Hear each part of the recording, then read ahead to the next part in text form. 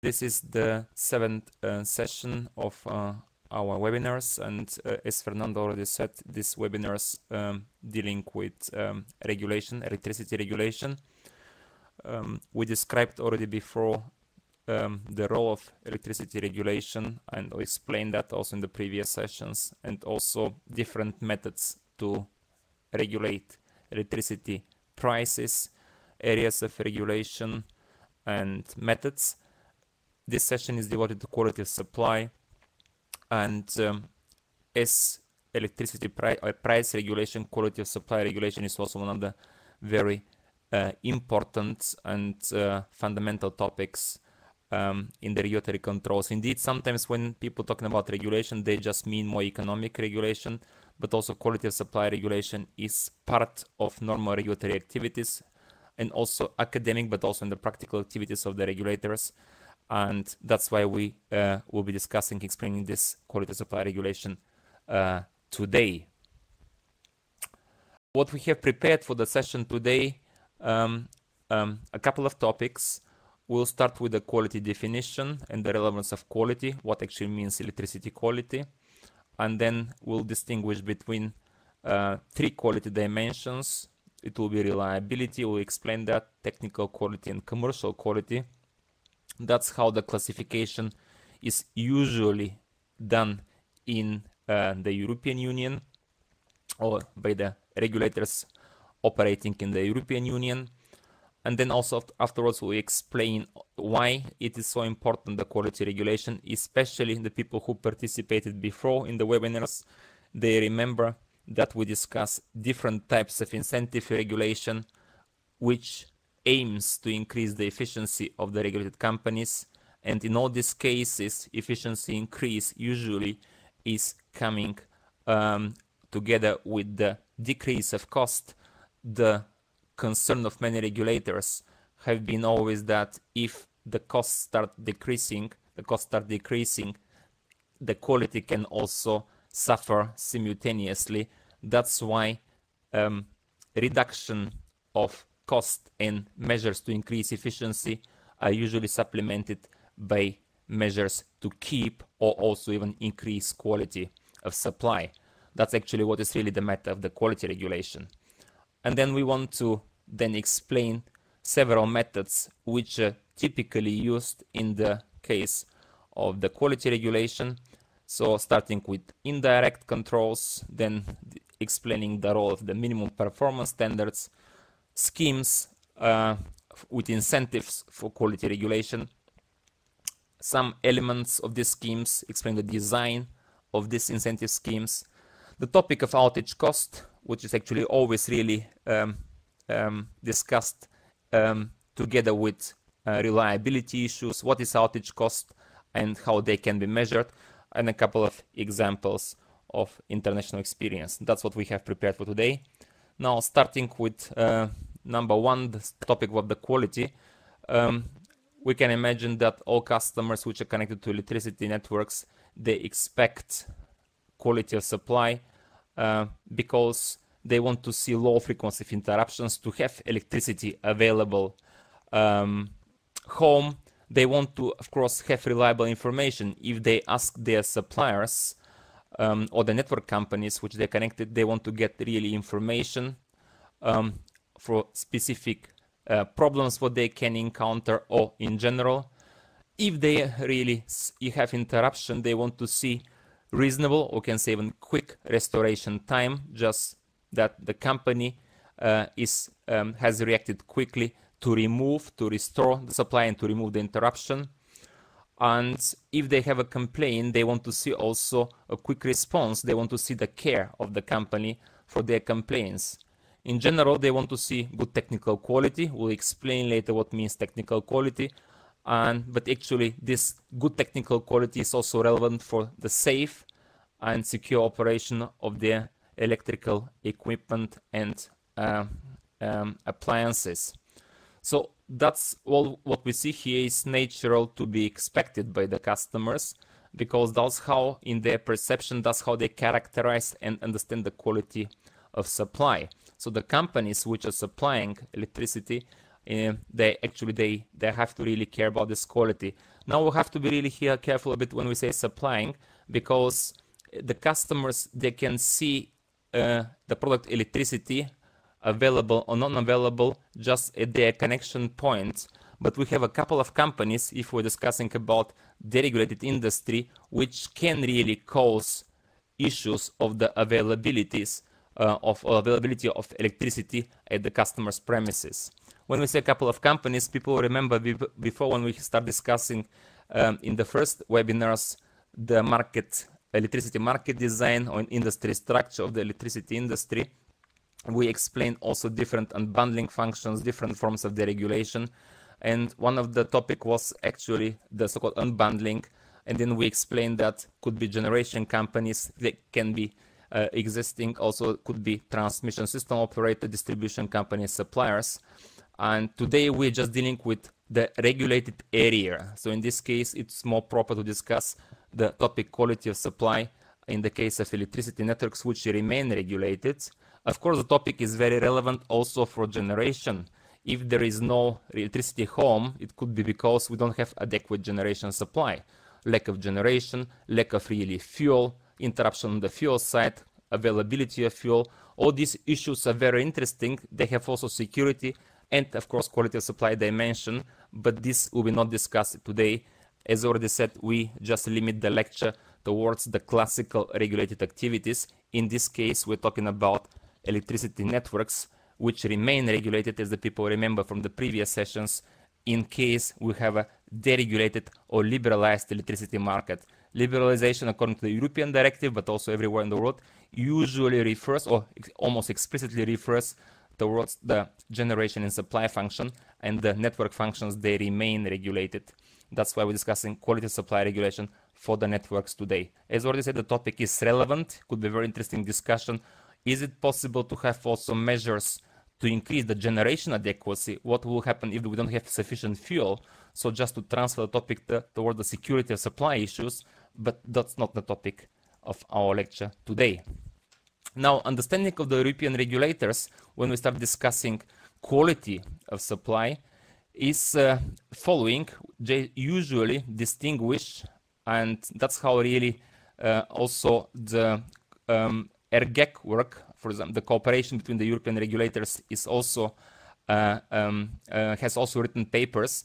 We distinguish between three types of quality dimensions. One is the so-called continuity of supply, one is the technical quality, and one is the commercial quality. Starting with continuity of supply, sometimes we can see also the word reliability written instead of continuity of supply. It means to have a reliable supply. It means supply which is free of interruptions, and in this case, what we say, to have available electricity home.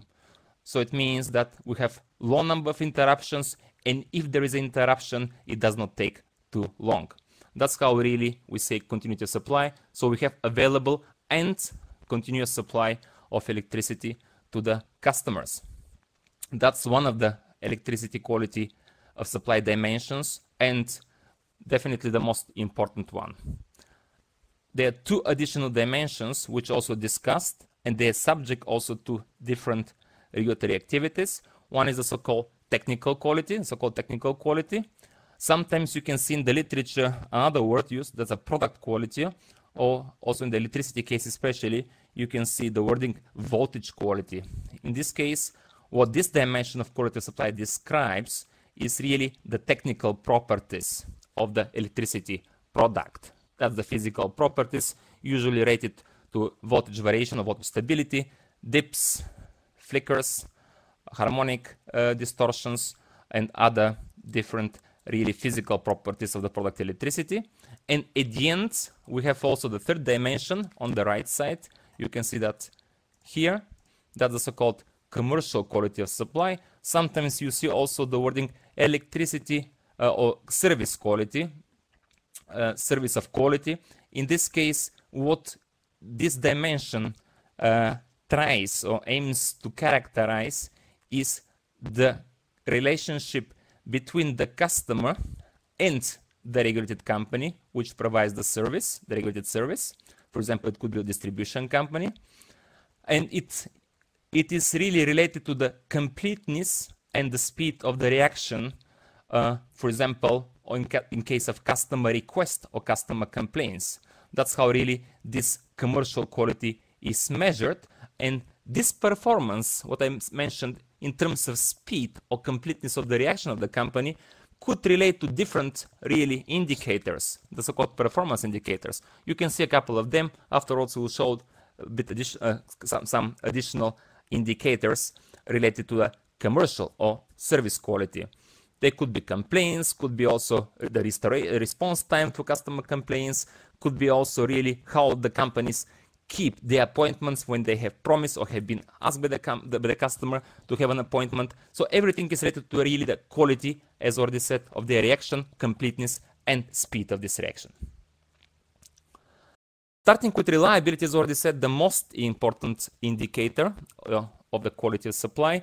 We can distinguish between two types of indicators, the so-called non-normalized or absolute numbers, and afterwards you see the next slide, the normalized numbers. And usually these indicators relate to two large categories, or actually let's say three large categories of variables. One is the so-called really number of interruptions, so the frequency of interruptions, the number of interruptions. The second one is related really to the duration, and the third one is to the energy which is not supplied because of the interruption. Starting with the number of interruptions, first one, it is really the total number of times during a year when there is no supply to one or more customers. Because of this interruption, number of customers can be affected. Some will have supply, but some will be interrupted, and this which are interrupted will suffer because of the non-availability of electricity. So we have a second indicator which is related to the first one. It is called number of customers affected. Then we have the duration of the interruption. That's the cumulative duration of interruptions. Because we have several customers which have been interrupted, and because each of them has suffered specific interruption time, then we can accumulate the whole this time for all the customers connected to the system without electricity, and then we'll get the cumulative expression of the interruptions. So it means it will be minutes or hours without electricity in this system. And then the last one, the so-called unsupplied energy, or energy not supplied sometimes in the literature, in the practical world. In this case, because the interruptions, customers which have been interrupted didn't receive electricity, so the electricity was not available, so they just didn't get electricity, so it was energy not supplied, and there must be estimation for this electricity which have been not delivered to the customers. This is another fourth absolute indicator which will characterize the reliability dimension of electricity quality of supply. Now we'll move to the next step. I mentioned in the previous slide what we've seen was the non-normalized indicators, absolute numbers. What you can see is a combination now of a set of the so-called normalized indicators.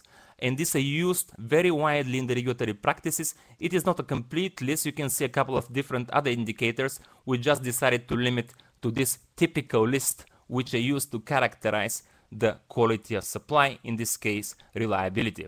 Starting with from left to right, SAIFI, System Average Interruption Frequency Index. It is very widely used indicator, and it will characterize the probability of experiencing a power outage if a customer is connected to a certain system. How we measure that? What you can see, that's the formula.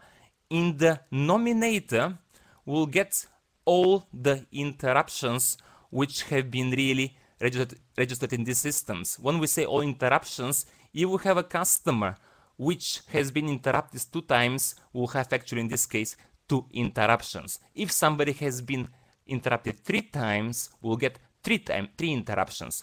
All this cumulated number will give us the nominator, and then we'll divide by all customers which are connected to the system, not interrupted, but connected to the system. In this case, we'll measure, as already said, the average probability that if somebody is connected to the system, so on average, he can expect or she can expect really the following number of interruptions. That's the function and the role of SAIFI, sorry. Similar, you can see the indicator KIFI. That's again frequency or average interruption frequency index, but in this case it's not SAIFI but KIFI. It means customer average interruption frequency index. What's the difference? And you can see the difference is just in the denominator. We have here not all the customers connected in the system, but only the interrupted customers which have been interrupted at least one time. So in this case, we just measure the average frequency of interruptions only for the customers which are interrupted. So what this indicator will give us, and if you're interrupted in this system, on average, your number of frequency of interruptions will be measured by KIFI. That's how KIFI should be understood and interpreted. And we have also two additional duration indices. That's now not frequency, but it's called duration. Again, we have average interruption, but we have not frequency. Now we have duration index. And the first one is SAIFI. In this case, we have system average interruption duration index. And the next one is KIDI. So we have customer average interruption duration index. What is in the first one, the first index? In this case, we have the number of interruptions, but also their duration. So in the nominator, we can get the cumulative number of minutes or hours, which will give us the absolute really non-availability of electricity. So the absolute number of hours without electricity. Now we'll divide, like in the case of SAIFI, with the number of customers connected in the system, not interrupted, connected, and you'll get SAIDI. So it will give us really the minutes lost for customer which is connected in the system. That will be the average minute lost per customer if you're connected in the system. Similar is the logic of KIDI, just will really replace the letter S with K in this case, and we'll get customer average interruption duration index. And again here the difference will be that we'll measure not really the duration, the average duration interruption time per customer connected in the system, but per interrupted customer. So that will be the interpretation of KIDI. Finally, we have an index which is called AENS, average energy not supplied. That is really a function from the previous slide when I explained the energy not supplied. In this case, we have to just take the kilowatt hours of total non-supplied energy and divide by the number of customers connected in this system. So we'll get on average, if you're connected in this system and there is an interruption, so on average, every customer or probability of every customer which is connected in the system to get non-supplied electricity. So it means to have non-available electricity will be measured by average energy not supplied. Moving forward, so a couple of potential problems have been encountered by regulators by using different indicators in isolation. The first one is really the role of SAIDI-SAIFI, especially in the case when we have different geographical regions for example, distribution electricity networks, and we have them. For example, in case that we have just one indicator on average for the system, and then we have also supply in rural and urban regions, it is possible that the customers or the companies can go for reliability investment, just which will strengthen the reliability and affect large number of customers. It means areas where we have high load density. So for example, urban areas. And in this case, also the reliability will improve on average. However, other areas like, for example, rural regions can stay really unaffected, so they can also really continue operating with lower reliability and also probably not satisfactory reliability for the customers which are connected there.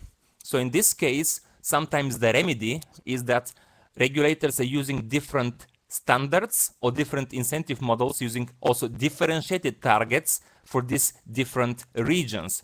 So we can use indicators, say the safety KD or something like this, subject to regulatory choice, but also with separate target setting for rural and urban regions, or geographical differentiation using kind of function of the density, load density, just to really to take into account these differences of reliability investments on one side and also reliability performance on the other side in the different geographical region. Another interesting story is just if you use one indicator in isolation, for example, in the case of KAIDI, what can happen is if the company has several interruptions and just start really restoring the interruptions, the company can first really go and fix the number small and easy actually to fix interruptions. Then, of course, the remaining interruption can take also longer. If you start really now measuring only KD, what can happen is interesting that on one side, I mean, obviously we have improved the reliability because we have really restored interruption or removed interruption. On the other side, KD will, at the same time, KD will continue going up because the remaining customers, there will be less, but will have longer interruptions. So in many cases, because of this kind of, let's say, issues related to application of the indicators in isolation, regulators can combine or using also several combination of different indicators just to ensure better trade-off and also really better kind of completeness of the, let's say, picture for reliability regulation. When we say completeness of this picture of these measures and for regulation, we mean especially actually mainly two issues here, two areas of regulation. We'll explain them later. One is the so-called minimum performance standards. So we'll go to this point later in the presentation. And one is the so-called incentive schemes for quality. Both of these measures, minimum performance standards and incentive schemes for quality regulation, can apply to reliability. They can apply also to other really indicators of quality of supply. But as already said, they applied and can apply to reliability.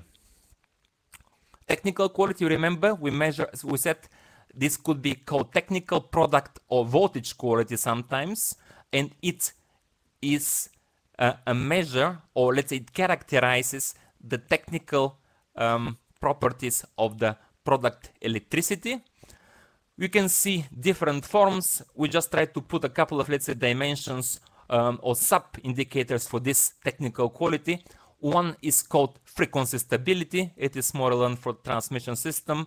The normal frequency stability, which means to have the, let's say, the reference value of frequency, the normal frequency value 50 Hertz in Europe, and also the allowed standard range of deviation, plus minus 10%, in this case 0.5 Hertz.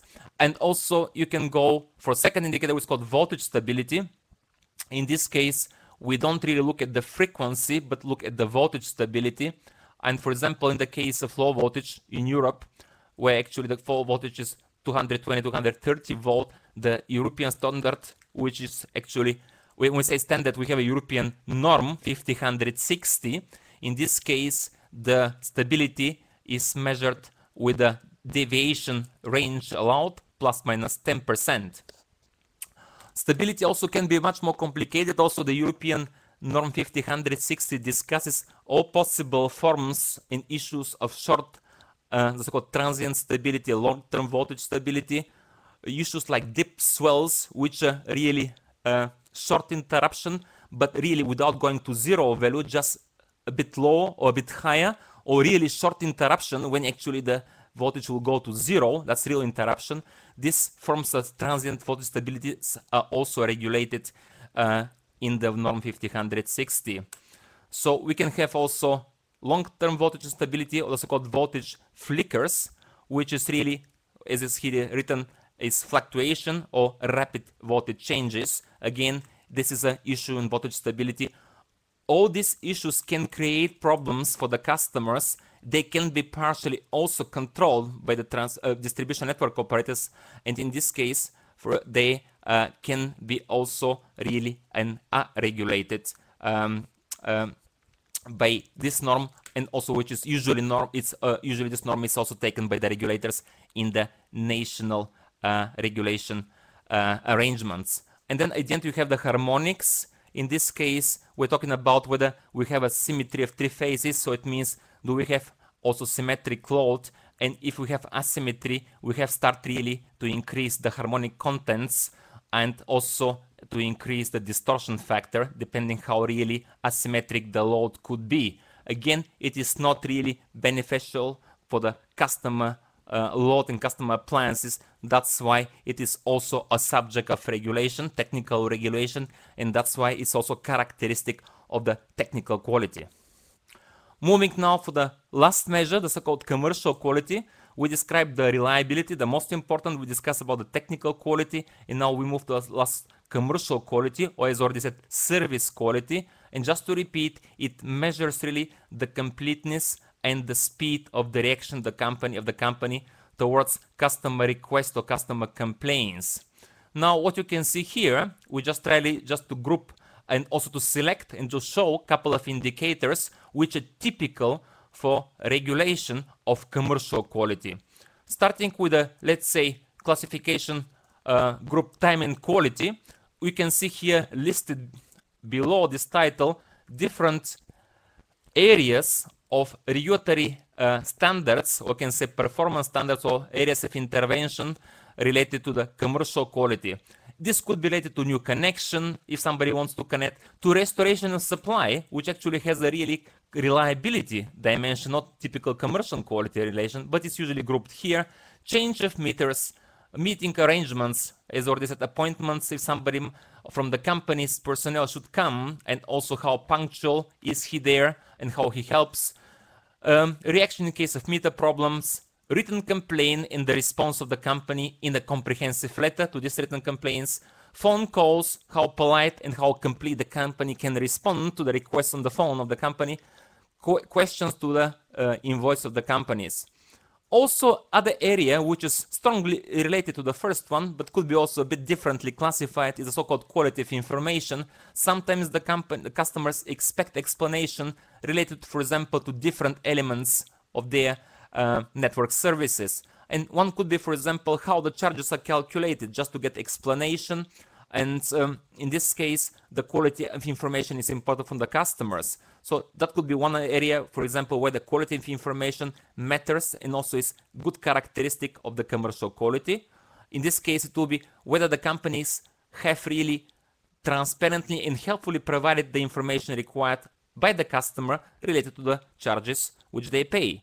Or it could be also notification of the customers about plant interruptions. Is it in time? Is it transparent? Is it actually well accessible? This actually notice, warning notice that will be interruption. That's again something which is related to quality of information. Finally, could be a kind of general group of commercial quality standards or indicators. It is usually related to the customer satisfaction indicators. So it's a kind of really general group of indicators which they measure on general basis the customer satisfaction. It could be measured via an explicit survey, so the companies will really send a survey. Regulator will really start a survey for the satisfaction of the customers with the company's services, or it could be just simply measured with the number of complaints as an indicator that there is a satisfaction or dissatisfaction of the customers with the company's services. We continue. There is an obvious relationship or interdependence between price and quality. That's clear. If we want to have a good balance and good balanced regulation, regulator has to look on both price and quality.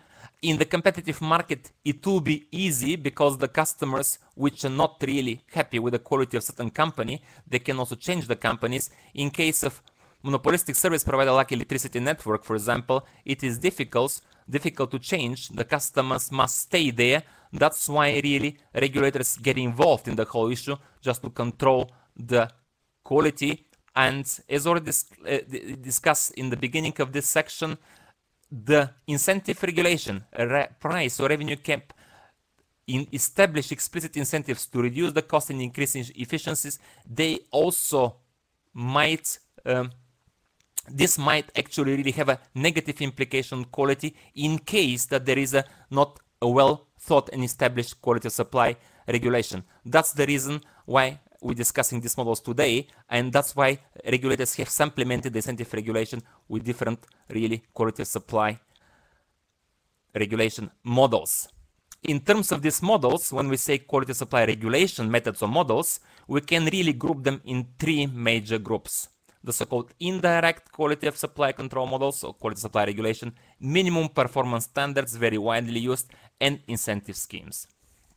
Starting with the first one, we call them indirect because they're not really related to specific regulatory measures related to, for example, setting standards, threshold values, or putting kind of, let's say, targets in the context of an incentive scheme. In this case, what usually is used almost by all regulators is to require the companies to publish information about their performance in terms of quality. So it will be related to reliability, continuity of supply, could be also related to commercial quality. So this performance statistics actually really aims to inform the users, but also to inform other companies about the quality performance of the specific investigated company. In this case, actually, we're using the name and blame effect. There is no explicit penalty, but the companies are exposed to the public critic. I mean, the people can read and also understand what has been the quality performance, and sometimes even the regulators can go for regulatory reports on quality. So it means the regulator can aggregate the whole information quality performance and establish well-prepared comparative tables, so the company can really get exposed in comparative way to the public. The people can see who and how has been performing in terms of quality of supply. Or there could be alternative model, which is called a resolution of conflicts model. In this case, there is a trial with different models just to facilitate the, for example, the customer participation, or for example, customer complaints, that looking for resolution of the customer complaints in the context of quality. For example, customer participation could be that the customers are somehow allowed to participate in the advisory or supervisory boards of the companies. Could be also explicit institution of ombudsman, which actually really checking for complaints and trying to resolve them, complaints of the customers because of unsatisfactory quality of supply by the companies. And could be also special complaint bodies, or for example, using also hotlines where the customer can really just call and also express their complaints. All these methods, as already said, the indirect, relatively easy to establish, or they used in the practical regulation. What is questionable is their effectiveness, because they usually don't rely on explicit penalties or on explicit incentives, rewards, for example, for better quality performance. Of course, in this case, brand value can matter. For example, companies which have wider operations, not only electricity distribution, but also, for example, supply or other activities or other areas, even outside of electricity business, can also just try to have good performance everywhere just to keep their brands. But again, what is really questionable is the general effectiveness of these models, because they don't rely on monetary incentives. In this case, either penalties, for example, by using simple standards, or penalties and rewards by, for example, by using more complicated incentive schemes. That's why we're moving to the next topic, minimum standards. What is this? In this case, regulator will put a threshold value, the threshold value on specific quality performance indicator. Could be reliability, could be also commercial quality, and probably less on the technical quality, because usually what is used is the European technical norms or the indicators from 50/160, as already said. But again, for reliability and commercial quality, these standards are widely used. In this case, there is a threshold, and if there is a violation of the threshold, the critical value, in this case, there will be a penalty. And the standards could be also designed as an overall standard. It means to be for the whole system, but could be also as individual standards. In this case, they'll really relate to the specific customer, usually customer groups. So in this case, we'll just try to protect the performance, the minimum performance, to ensure the minimum performance of the companies towards a specific customer group. For example, could be household, could be also commercial industrial customers, could be also differentiated by voltage level. We'll see afterwards a couple of examples for such standards. What is actually usually critical critique to the standards is that they are very discrete. So we have either performance, so we can fulfill them, or we have non-performance, we didn't manage to fulfill them, and there is a penalty. That's why some regulators have introduced the, let's say, next step, which has a bit more complicated design, the so-called incentive schemes. In this case, regulators go a step further and just establish a function. Again, there is a quality indicator which is really subject to this function, but in this case there is not only one simple discrete relationship, and there is a performance and non-performance, so fulfillment and non-fulfillment, but we have also a bit more continuous, usual continuous function, and we can see also not only penalty but also reward. In this case, if we have a target value, regulator can design these mathematical functions along this target value and then also establish really areas of performance and non-performance, for example, for reliability. Let's say take, for example, SAIDI index. And in this case, if the company has performed well above the targets, then they'll get rewards. And then if they really performed not so well below the target, they'll get also, again, penalty. What's another difference is that usually these incentive schemes, they established on average level. It means for the whole system. So they really control average quality. And in typical case, you can see also combination of performance standards, which really control the minimum quality in many cases, so for the customer groups specific, and also this incentive scheme which controls the average quality. It's a combination between the average quality regulation for these actual incentive parameters and also minimum quality performance standards, usually for reliability and commercial quality. What is typical for this incentive scheme is already said. That's actually a couple of parameters. One is the incentive target. First, of course, we have to select the indicator. Then we have to select the target value, and then we have to also really design along this target value the incentive function.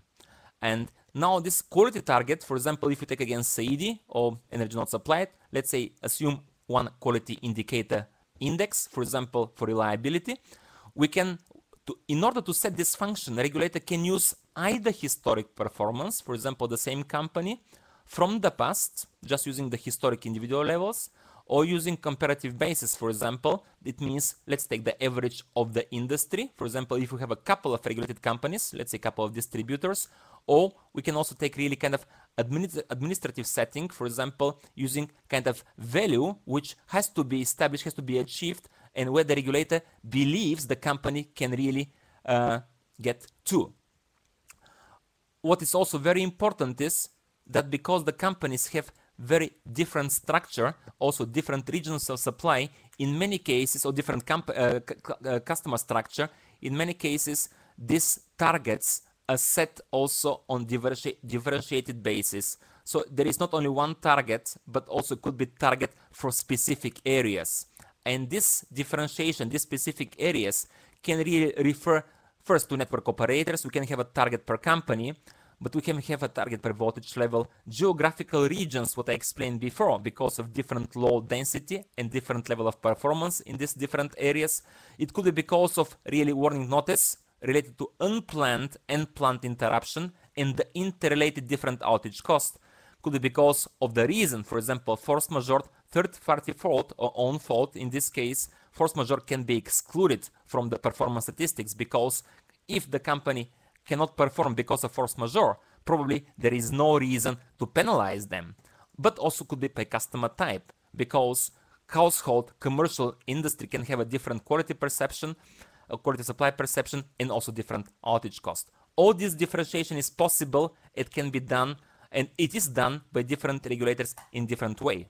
That's what you can see is the typical function, one simple one of the quality incentive scheme. One is the so-called continuous, the red one, very simple, all this a linear function. One is actually this blue one, which is similar to the continuous one, the red one, but we have also caps and floors, so we cap the performance. For example, if we have a quality which is here on the right side, we have a high quality and we have a reward, we can decide as a regulator to cap the reward, but also to cap the penalty, just to limit the exposure of the company towards really this under or over performance. So in this case, could be, for example, 2% of the revenue is kept, so the company cannot really achieve more than this 2% reward and cannot be penalized more than 2% of the penalty.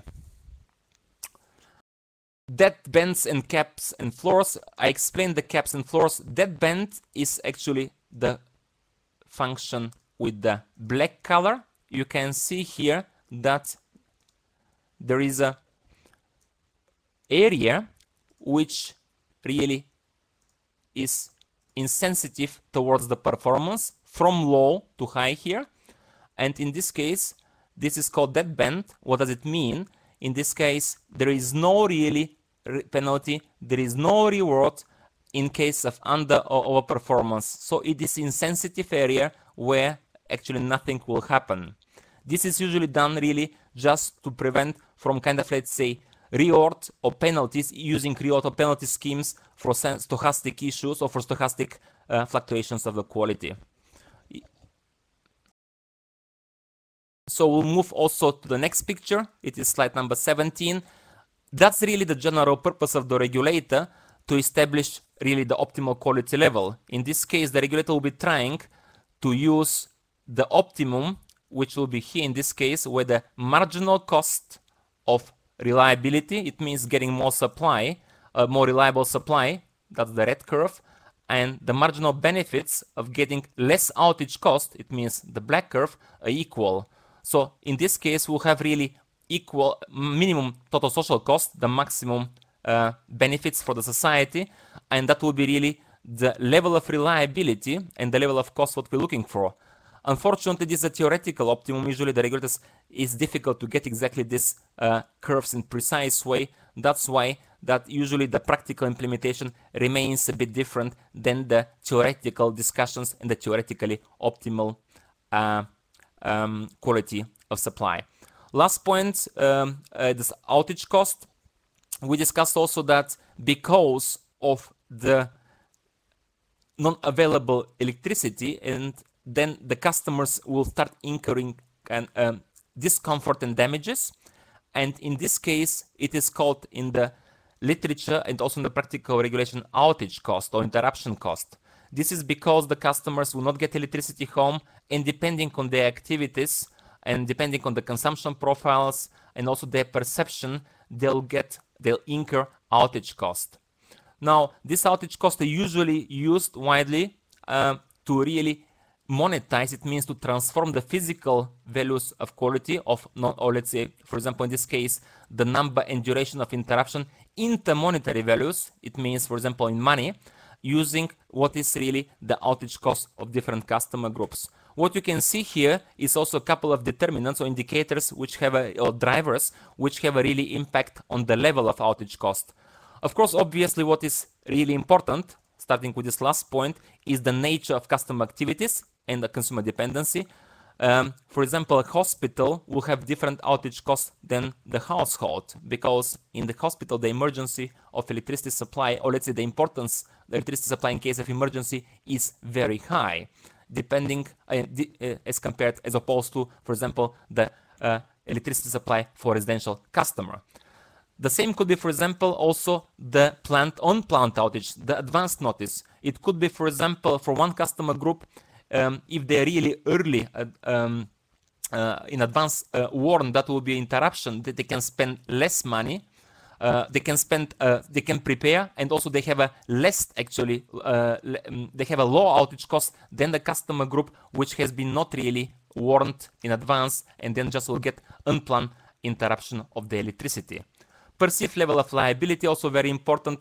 Customers which have a really very high perception of the value of electricity because of their production process or because of their level of comfort, they'll get, of course, in their mind also exactly bigger damage if there is no electricity. So they'll perceive the damage or the, let's say, the effect of discomfort very high.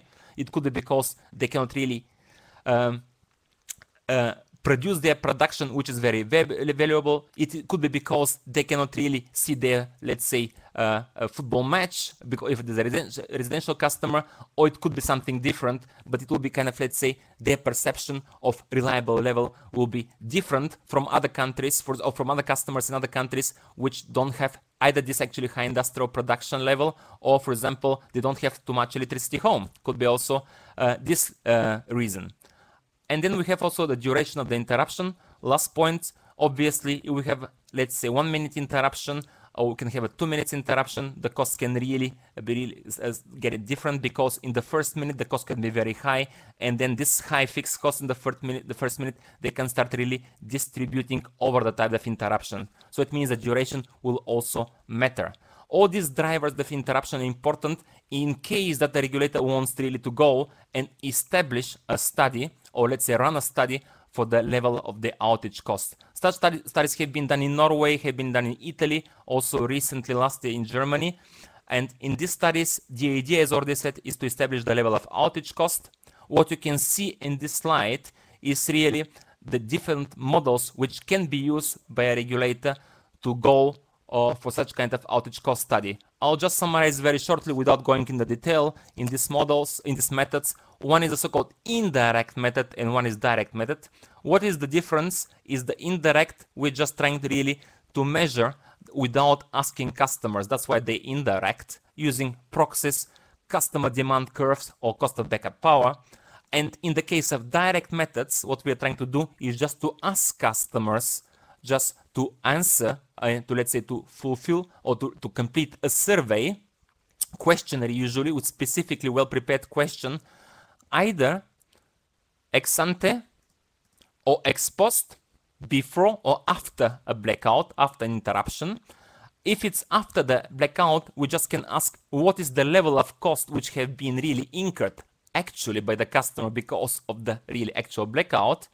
And if we have ex ante surveys, it means there is no blackout. We have to ask first what is really the view of the customer for specific, for their cost, which they expect they can incur if there is a blackout, or just to use econometrics, so specific questions and statistical methods, just try to really measure the willingness to pay or the willingness to accept. In the first case, to pay if the reliability goes higher, so it's improved, or to accept a lower reliability level, in this case, deterioration of quality of supply.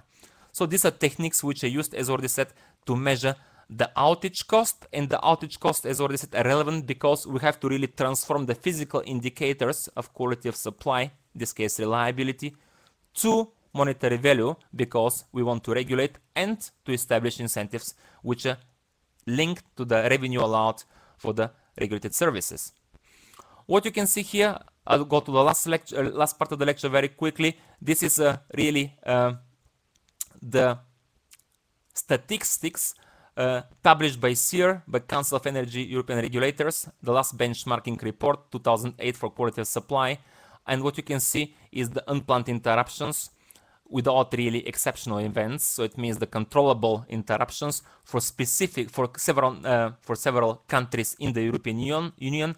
And this is a minute loss per year per customer. And in this case, you can see that, for example, in this lower category, couple of countries like, for example, Germany, Austria. So they are kind of, let's say, countries with good reliability and also low level of minutes lost. I don't discuss here specific details, what exactly is here measured, because it will be a very long discussion.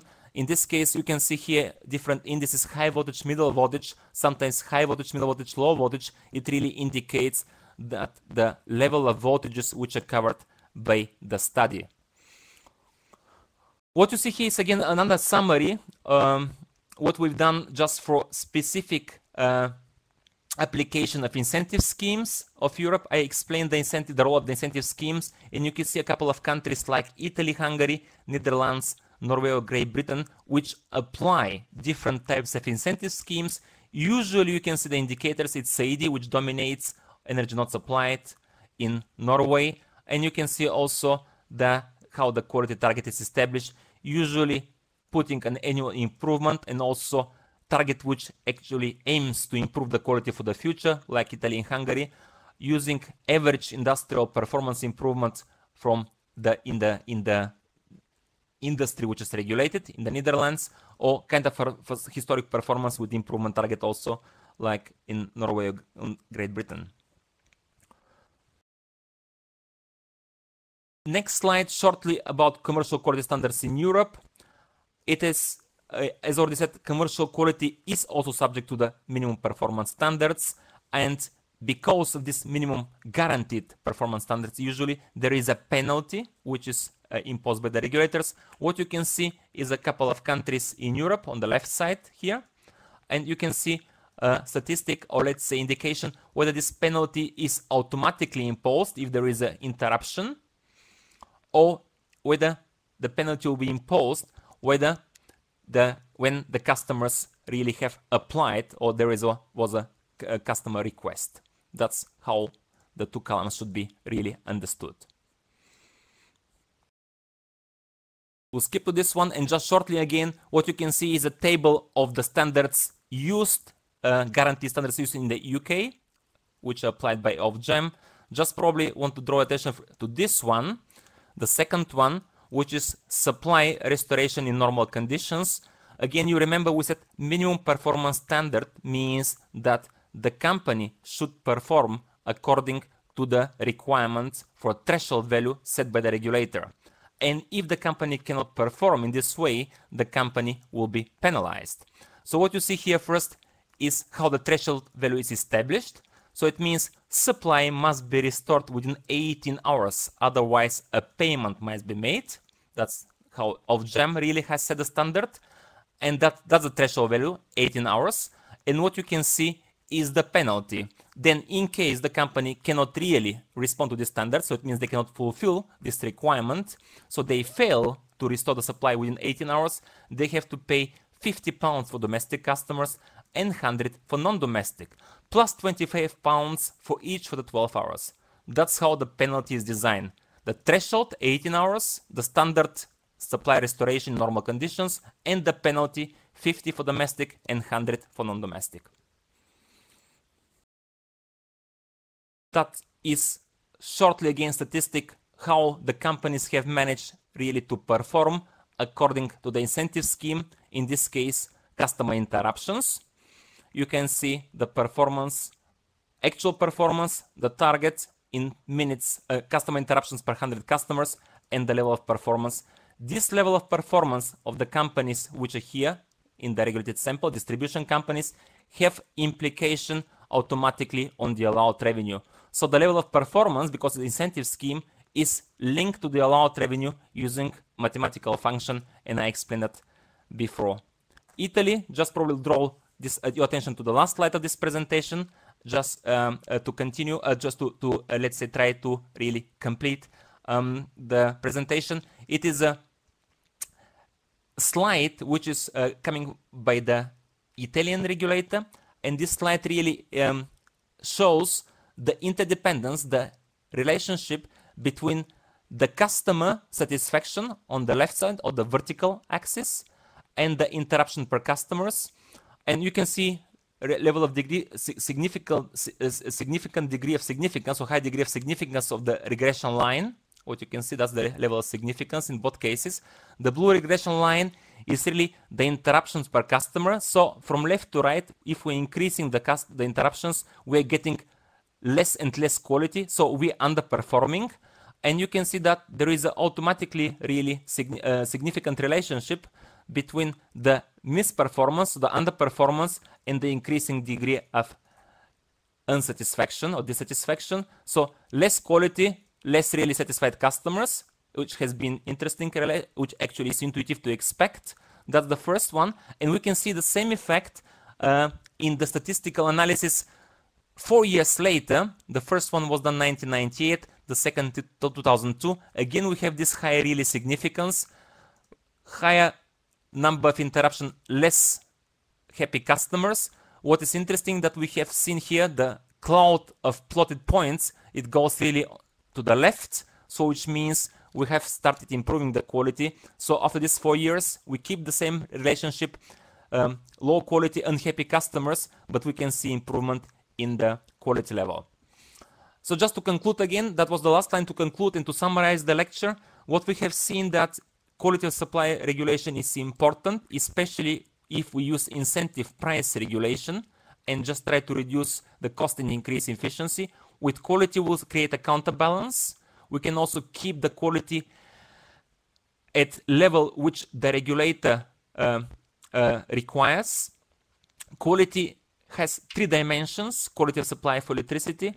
It is a reliability of supply, continuity of supply, which is the most important one. We have the technical or product quality, which measures the physical properties of the product electricity. And we have also commercial or customer quality, sometimes also called quality of service. In this case, it measures the completeness and the speed of reaction of the company to respond to customer requests or complaints. We have also 3 models of regulation of quality. We have the so-called indirect models, we have minimum performance standards, and we have incentive schemes. And also, usually these 3 models are used in combination. Almost all regulators apply indirect models requiring performance of quality, publication of quality performance. Many regulators apply Thank you very much, Constantin, for this individual performance very standards clear for reliability and for commercial quality. And also some regulators in Europe like UK, Italy, the Netherlands, Hungary also apply quality incentive schemes in their overall framework for quality supply regulation. Many thanks. Okay, so you're sending the first question submitted by Lovenga de Sanja. Sorry for mispronunciation. What happens when there is repeated system failure or collapse, like in Nigeria? Thank you.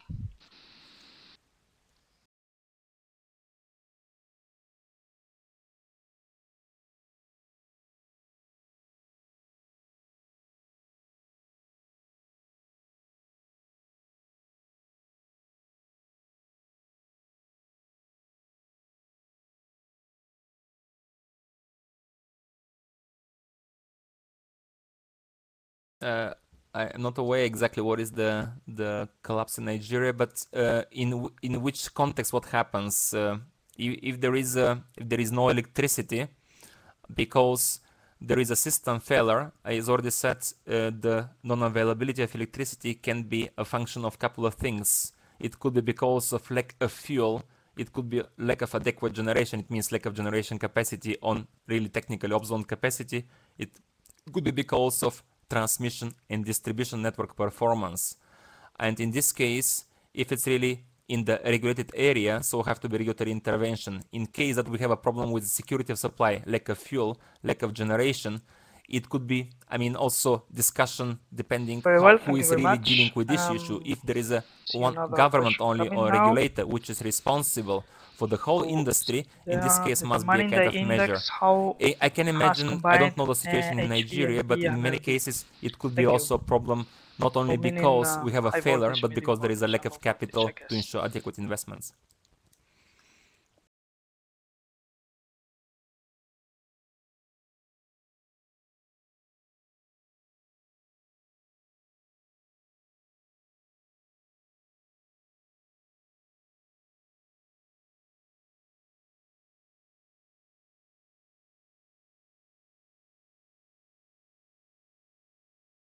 Yeah. In this case, there are different methods how to establish the index. It could be using the information from the substations or coming directly from the customer numbers. In the graph, Okay, which great. is the So SIR I graph, see. I'm not sure how they really established the weighted index. Probably have to check with this one. Any other What you questions see is one combined related index to this using one? the really If the number of the interruptions we on can the have the high voltage, middle source, voltage, low voltage so I level. suggest that I'm not sure how Felipe really Azevedo have to check also how it takes was established by contact SIR in the publication. indirectly, and then probably they could solve it by email. So in this case, let me show the notepad. 1 second. So here you can find our emails from my side and also to Constantine. Yeah. Very well.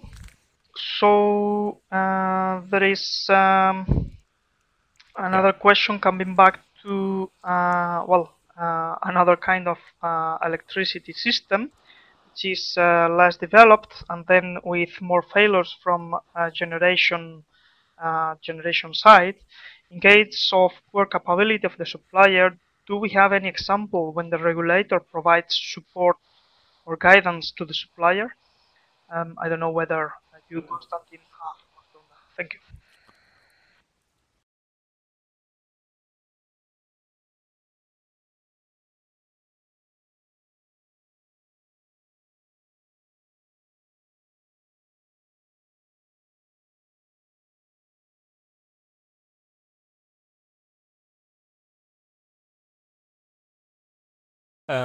Just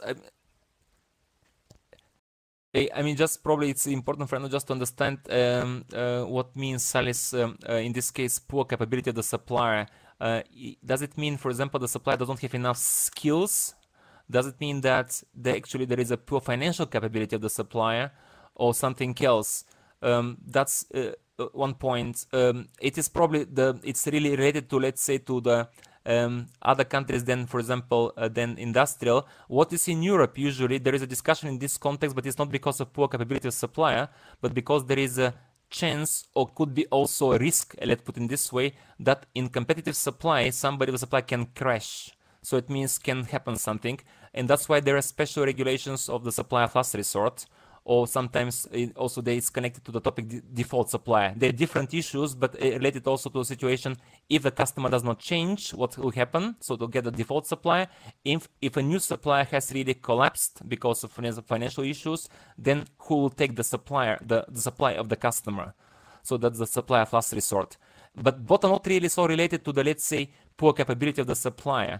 And that's why probably difficult to say what can the regulator do in terms of, let's say, to support. One important point is actually, if it's a financial question, this one, is that the regulator really provides a price control framework which is kind of well designed to allow sufficient revenue for the prices, let's say also for the supplier.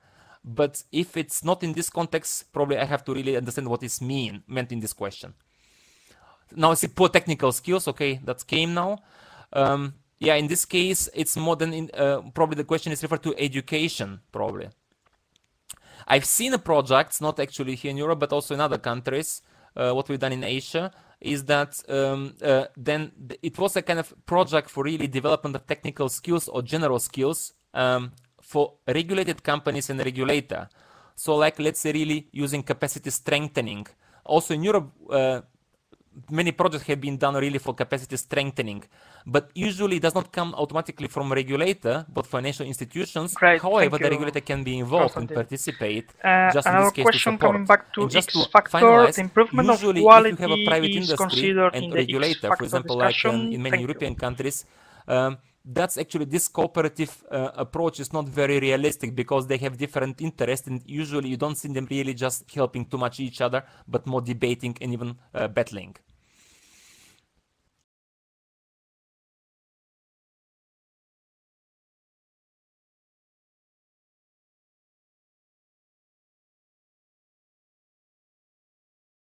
Oh, very good one.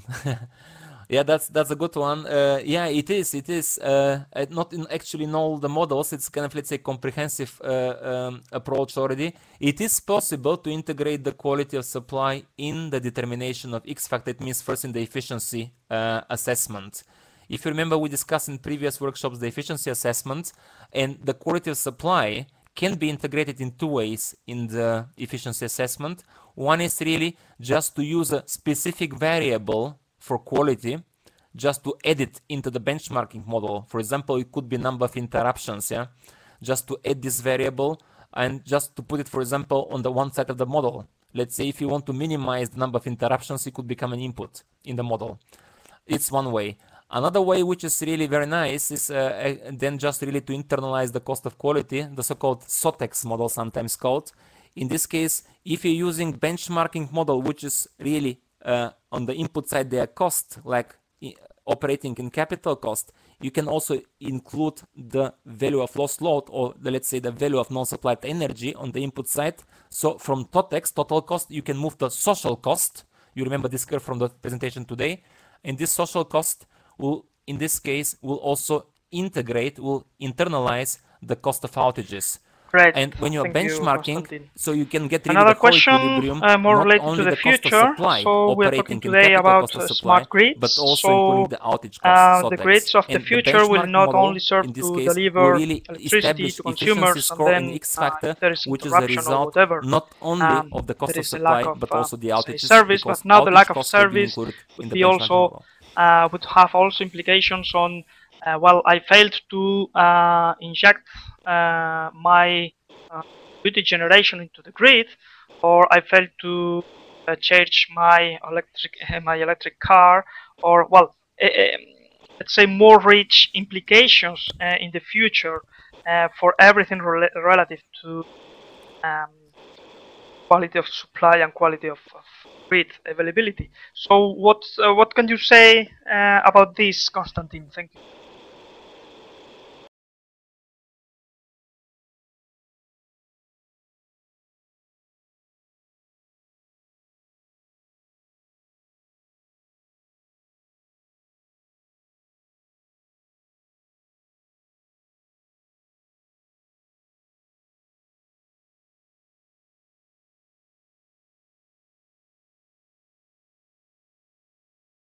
Yeah, I think it's important point because the integration of demand, flexible demand on one side, and also really the increasing level of decentralized generation actually puts a lot of new requirements and probably a lot of challenges to the grid. Smart grids actually with their properties and different technological development is really something which is important and can accommodate really these challenges, and have to actually, because that's really the trend.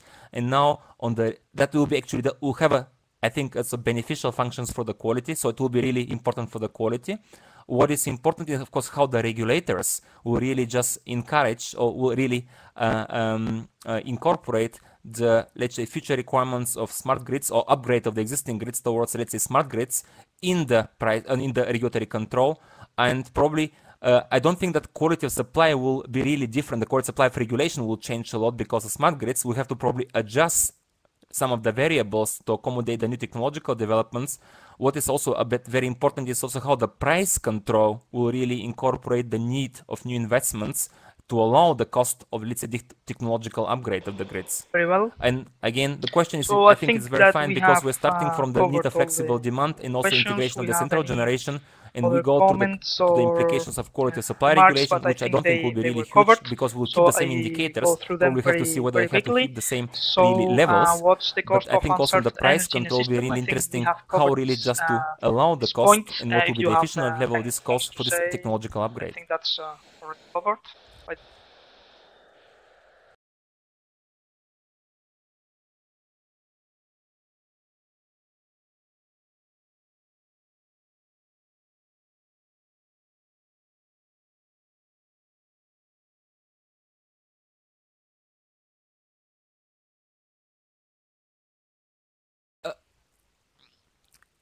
Yeah.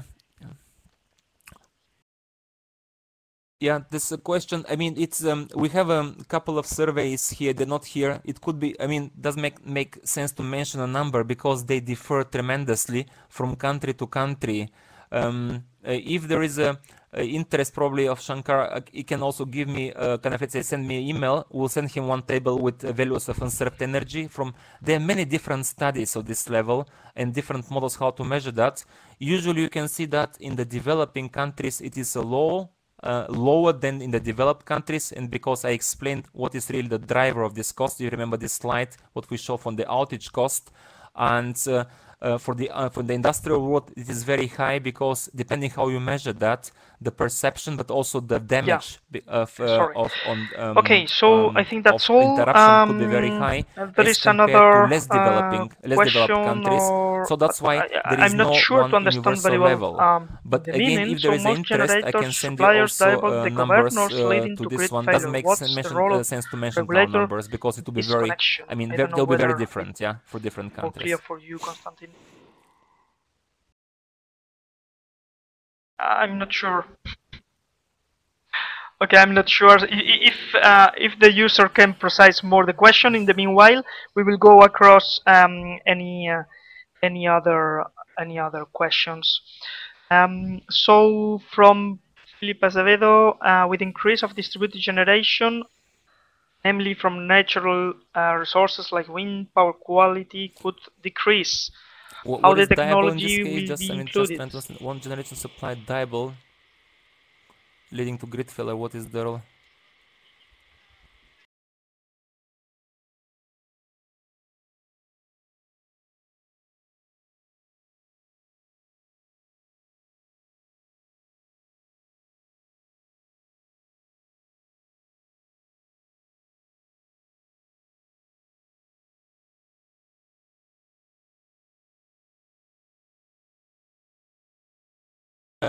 Yeah, that's the story is depending whether it actually will decrease. I mean, with that it increase, there is indeed there will also be increasing challenge, yeah, of this one, that if we have more decentral generation, then you can also have a low power quality. I assume that here when he say power quality is really technical quality, yeah.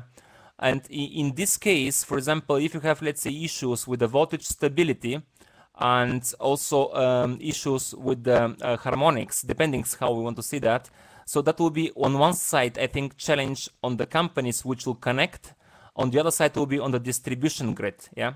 And now the question is, I think also in terms of connection agreements, that's how really the connection agreement must accommodate the, let's say, requirements for connection for these decentral sources, in this case, for example, generation, distributed production, but also something else. On one side, it will be kind of, let's say, technical code, grid code, distribution code requirements. That's one story. Second will be also really production facilities on the customer side, which will be could really contractually arranged so in the agreements, in the connection agreements between the distribution companies and the customers. And then certainly something will stay really for the distribution grid or for the in general for electricity grid. In this case, the company must really just take some kind of, let's say, measures just to keep also the power quality. Well, I'm afraid it's whether more, the regulator has to do something explicitly, that's is probably another question. I'm not sure really that will be always the case.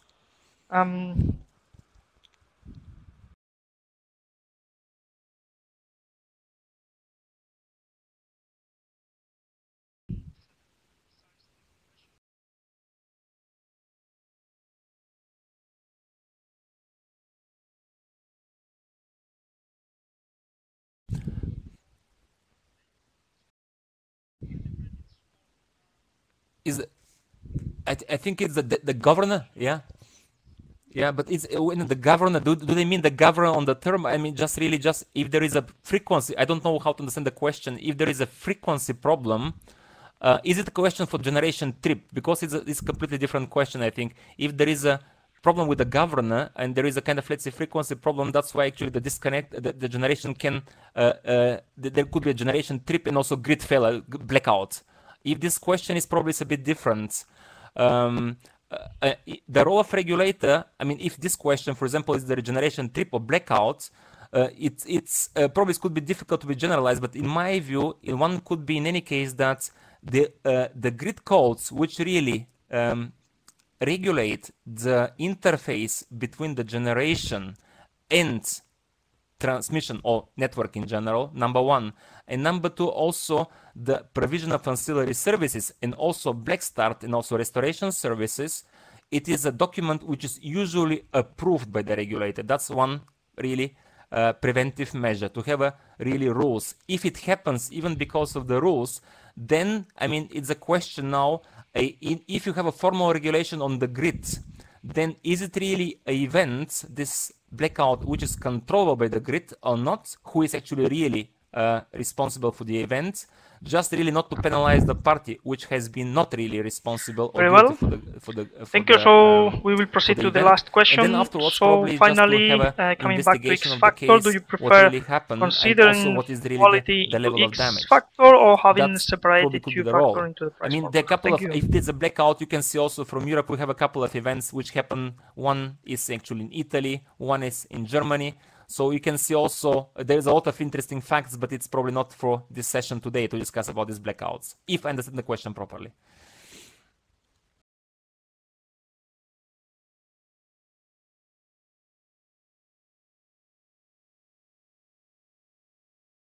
Yeah.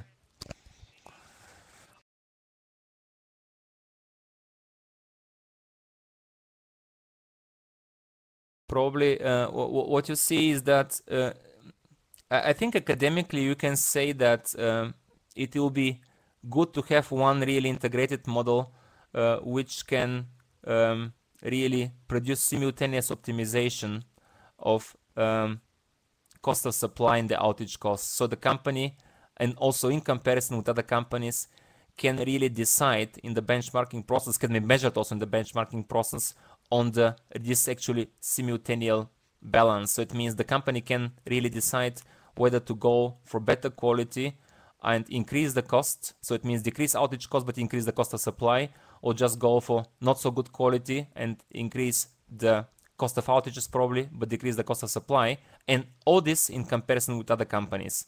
So that will be the simultaneous equilibrium, which actually will be really incorporate the quality in the measurement of the X factor in the benchmarking model.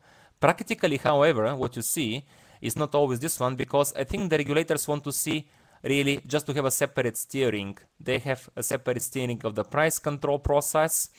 So it means of the investment in operating cost, even with the knowledge that it remains incomplete, the efficiency measurement, without really putting explicitly quality. However, on the top, they usually also use this quality parameters, incentive schemes, just to link the revenue allowed after benchmarking without using quality parameter, and then just to add a Q factor. So it will be explicit Q factor in the formula, and to, let's say, link revenue allowed with the quality. So I think what is done in the practice is probably because, first, pragmatic reason, probably because the relationship is not so really smooth. It's very discrete and lumpy. So the regulators continue using explicit X factor, and also they have a separate quality incentive scheme, and it is not integrated also in the efficiency analysis in the benchmarking model automatically. And probably I think also one of the reasons is because, as I said, quality is lumpy.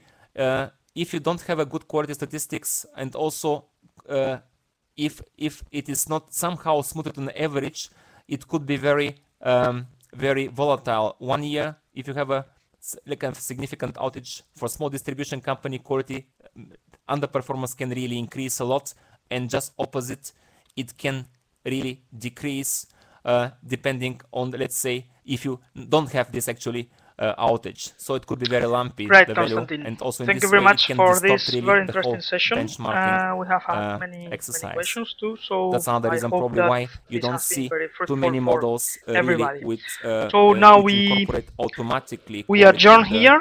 benchmarking model. We will However, I said have on already, in Norway it February has 8th been used. the last Quality has lesson the so-called on kile, this and training index of module. quality was incorporated It's in been the a very at least in comprehensive one of the specification of the distribution benchmarking model. overview on many regulatory aspects provided by Kima Consulting Constantine Prof.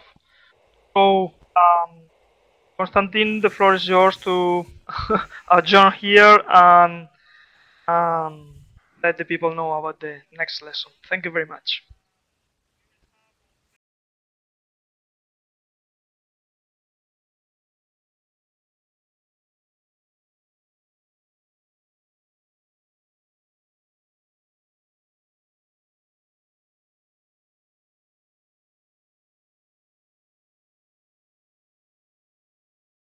All right.